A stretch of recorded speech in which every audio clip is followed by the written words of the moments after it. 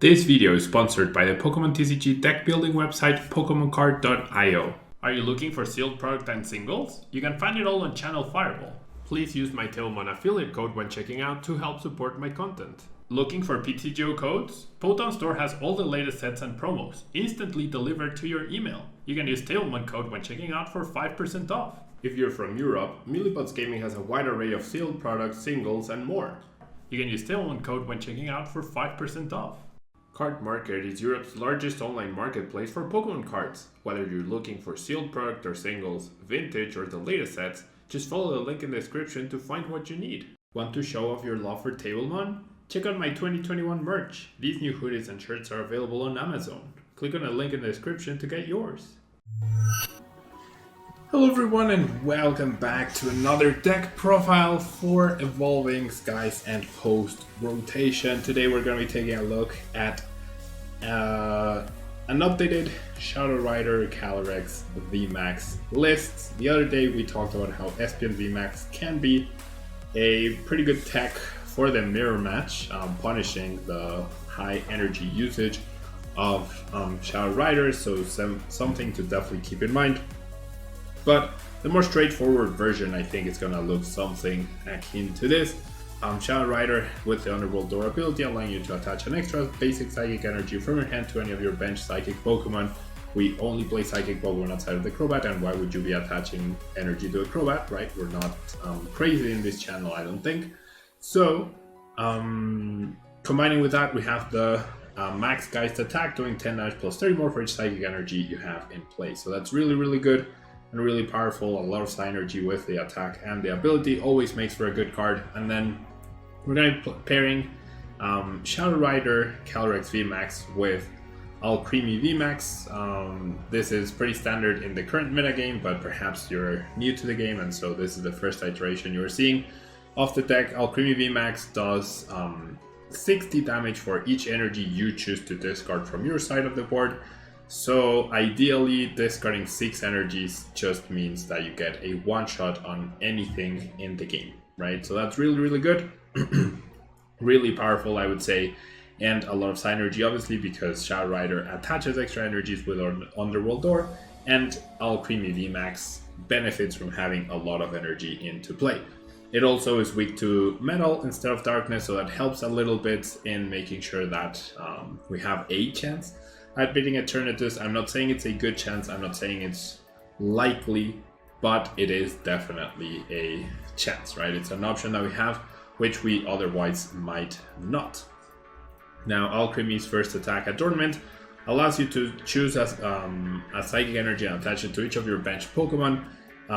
That also is a really powerful attack to utilize on turn 2, really sets up your board and allows Shadow Rider Calyrex VMAX to start doing even more damage since turn 2, or Alcremie VMAX to be ready to become a very big threat since the very beginning. Now, in terms of support Pokemon, we're going to be playing 2 of them. Cresselia with the Crescent Glow attack. If you are going second, you get to use Crescent Glow. Search your deck for 3 Psychic Energies and attach them to one of your Pokemon, so a really nice way to thin the deck and accelerate energy since the very beginning. And then the attack does 50 damage plus, I believe, 80 more? 90 more? No, is it? I don't know. I forgot. 50 plus 60? 70? I don't know. It does. I think it does 120 total. If you have 5 Psychic Energy in play, which most of the time you will, right? It's pretty easy to get a ton of energy in play with this deck. And the new addition from Evolving Skies is the Galarian Articuno. Its ability, when you play it from your hand onto your bench, allows you to choose up to 2 Psychic Energies from your hand and attach them to Articuno. Now, this ability is pretty good. It helps you power up out of the blue, especially in the late game. If you use Galarian Articuno in order to get extra energy into play, that could create a situation where your opponent hadn't considered the amount of energy, or had counted the maximum amount of energy you could get into play, assumed they were safe, and then Galarian Articuno, all out of the blue, gets 2 more energy into play, helping with the maths for Alcremie VMAX and helping with the maths for Shadow Rider Calyrex VMAX. And on top of this, the attack is actually fairly decent. For 3 energies, you get to choose one of your opponent's Pokemon and you get to do 120 damage to it. Now, why is this good? Next format, we've talked about this a lot, there aren't any Pokemon that protect your bench. Nothing is safe on the bench, so if at any point you hit a 3-prizer, left it with 120 HP or less, and then they retreat it, you are not forced to find a boss's orders in order to chase them down. You can utilize Galarian Articuno's Snipe attack to finish them off wherever they are, and that could potentially be game breaking. Galarian Articuno and Crystal are also non-V cards that allow you to bypass abilities such as Decidueye's or Altara's ability that prevents all damage dealt to them by Pokemon V. Not gonna be good enough to deal with a Zamazenta V. Zamazenta V is a pretty hard counter to this deck, but I'm not so sure that's gonna be super popular in the upcoming metagame. If it does end up being very popular, then an inclusion of Phoebe would be necessary in the deck to deal with that, and that could easily be fit into the deck. We have 4 Research, 3 Marnie, and a single copy of Sonia. The single copy of Sonia can be useful early on to help with setting up, and can be very useful later on because it fetches energies as well. And by fetching 2 of them, you're guaranteed an extra 4 cards with Shadow Rider's Honorable Door ability. Can get the 2 energies for the Galarian Articuno, so that's really nice. And it's just overall, it's a good card no matter when you draw it. So that's why I'm okay with having it as a one-off in the deck. Other than that, we have 4 boss's orders, as I mentioned.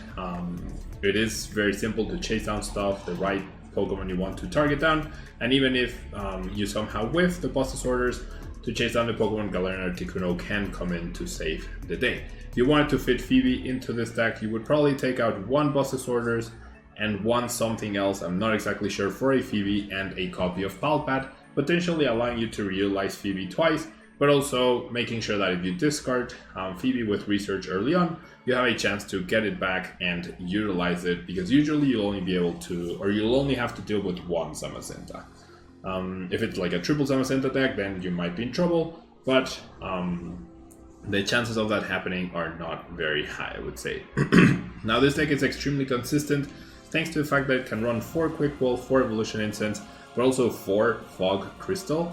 Fog Crystal, a fantastic card, lets you search for a basic Psychic Pokemon, or lets you search for a Psychic Energy. So if it's early on and you need basics, you get the Fog Crystal and get your basics down to help you set up. If it's later in the game, you get to use Fog Crystal to get energy to attach through Honorable Door, and gives you card advantage while spinning a card. So essentially you play Fog Crystal to grab a Psychic Energy, and then use Honorable Door, you grab the energy and then 2 more cards off of Honorable Door, so you're thinning your deck by 3 cards with a single card. That is always going to be very beneficial towards you, and it's an amazing card for any Psychic deck, really. And then outside of that, we have switches, we have Herbalist to make sure we have the right attacker up front, we have 1 Ordinary Rod for recovery in case we need it, and we have 3 copies of Training Cord to counter Path to a Peak if that does get played, though I haven't come up with too many good decks that would play Path to a Peak outside of Ice Rider and maybe Lithium VMAX, but even Lithium V's ability is pretty good, so I'm not so sure. And we have 12 basic Psychic Energies to make sure that we have enough to power up all the time. Yeah, and Training Cord helps with that, because if we lose some through Research, through Quick Balls, or just through KOs, then the Training Cord helps us get energy back each and every turn that it's in play. Pretty straightforward deck, pretty powerful deck, I would say. Probably one of my favorite decks for the upcoming metagame. You take a hard loss to Dark, but that is an acceptable loss to take when Rapid Strike Urshifu VMAX is probably going to be very popular as well. Yeah, you just gotta play the Pokemon Rock, Paper, Scissors game that they're forcing us to play right now, with weaknesses and how powerful these Pokemon VMAXs are, and just hope you dodge Dark overall, or they draw slow enough to where Alcremie can take over the game. Thanks so much for tuning in. We're going to take a look at more updated decks now, since I think I've covered the most competitive VMAXs out there. Obviously there's still Flareon, there's still Vaporeon, but those aren't just not very good. So I figured more interesting competitive decks would be more in the theme of my channel. Thank you so much for tuning in. Don't forget to leave a like and